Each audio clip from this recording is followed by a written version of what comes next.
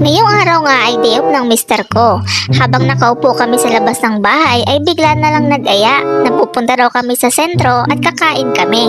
Nung tinanong ko siya kung saan, ang sabi niya sa restaurant ng kanyang kaibigan. At dito ngayon, walang iba kundi sa Siomai Street. Nung sinabi niya nga na sa Siomai Street kami kakain ay bigla akong na-excite. Dahil matagal na akong nag-aaya sa kanya na kumain dito. Pero dahil lagi siyang busy dahil sa trabaho, kaya eto, ngayon niya naman ako napagbigyan. Saktong-sakto nga ang punta namin dahil wala masyadong kumakain. Karamihan kasi sa mga kumakain dito ay mga estudyante dahil nasa tapat lamang siya ng CNSC or Camarines Norte State College.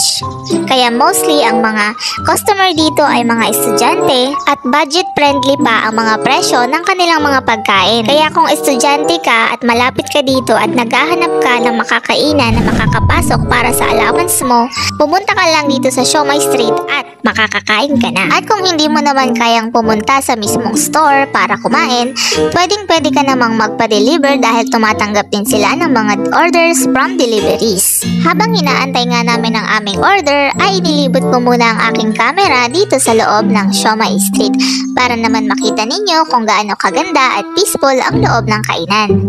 Makikita nyo dito sa wall ng kanilang loob is yung mga pictures ng mga customers. Makikita nyo sa mga pictures kung paano sila nag-umpisa at kung paano lumago ang kanilang munting negosyo, at makikita nyo rin dito ang mga taong sumuporta sa kanila simula pa lang ng kanilang business. At happy nga ako nang dumating na ang aming orders. Chow rice with lumpia Shanghai nga pala ang aking in-order, at sa mister ko naman ay yung chow rice with pork siomai. At syempre hindi pwedeng mawala ang extra chow rice, at nag-order din kami nitong kanilang milky gulaman. Meron din silang available na black gulaman at natikman ko na yun noon at masarap din naman siya, kaya gusto kong tikman ngayon itong kanilang milky gulaman. At masarap din ang kanilang dipping sauce para sa kanilang lumpia Shanghai. At syempre kung meron kaming extra chow rice, syempre nag-order din kami ng extra pork siomai. At nandyan rin naman ang kanilang mga chili oil na talagang hindi naman pang display lang dahil kapag tinikman mo ay talagang maanghang naman siya. At gusto ko lang ding sabihin sa inyo guys na talaga namang swak na swak at panalo talaga itong chow rice. Ang sarap talaga niya guys, pinakamasarap sa lahat ng natikman ko na chow rice. Sulit na sulit nga dahil ang kanilang pork siomai ay talaga namang malalaki ang size. Hindi siya yung tipo ng mga siomai na ordinary lang na maliliit ang size na nabibili mo sa palengke.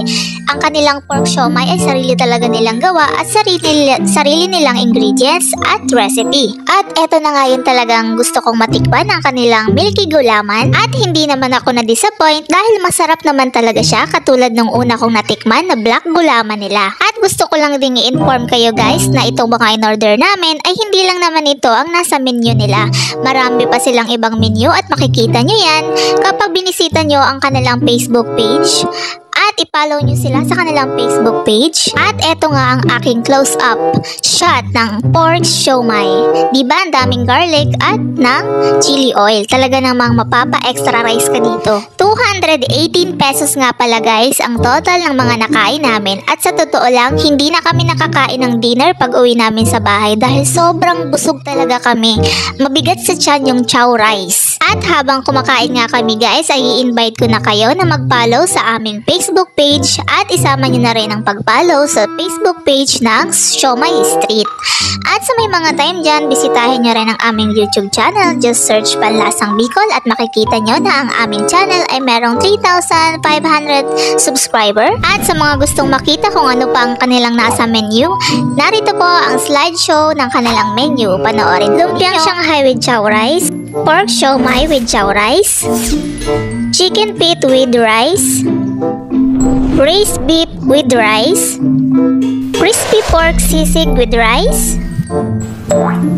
pork siomai, chicken siomai, at shrimp siomai.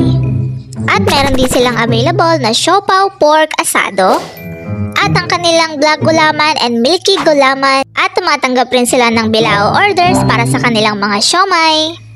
At syempre, kapag binisit nyo ang kanilang Facebook page, makikita nyo talaga ang mga customers feedback na talaga namang binabalikan nila at nasasarapan sila sa nag-iisang siomai street. Makikita nyo rin naman sa mga feedback ng mga customer na the best talaga ang kanilang siomai dahil sariling recipe at sariling gawa nila ang kanilang siomai. Sa ngayon nga ay meron pa lamang silang 2 branch ng kanilang store, isa sa Moreno at isa dito sa tapat ng CNSE. At talaga naman daw nga na dinadagsa sila ng mga estudyante during their lunch time. At tapos na nga kaming kumain kaya eto, kitang-kita nyo naman 4 na plato ang naubos namin. At saktong-sakto naman talaga na pagkatapos namin kumain ay dumating na ang may-ari ng Siomai Street, ang inaantay ng mister ko na kaibigan niya. Nung dumating kasi kami ay wala siya at ang sabi niya ay nagsusundo pa raw siya ng kanyang anak na estudyante from school. Ngayon na naman nga lang muli sila nagkita pagkatapos ng ilang taon, kaya mahaba-haba na namang kwentuhan ang naganap. Sa mga hindi po nakakaalam ay dati silang magkatrabaho at nauna lang na umalis ang mister ko sa trabaho at ito namang kaibigan niya ay umalis na rin pagkatapos niya at nag-pursue ng kanyang business. At hindi naman siya nagkamali kasi nga eto boom na boom ang kanyang business ngayon. Sa ngayon nga ay nag-iisip sila na mag-expand ng kanilang business sa ibang lugar upang makapagbatayo ng another branch para mas malawak pa ang marating ng kanilang mga products at sigurado naman ako natatangkilikin ito kung saan man sila magpunta. Pagkatapos nga ng kwentuhan ay umalis na kami at nagpaalam na kami.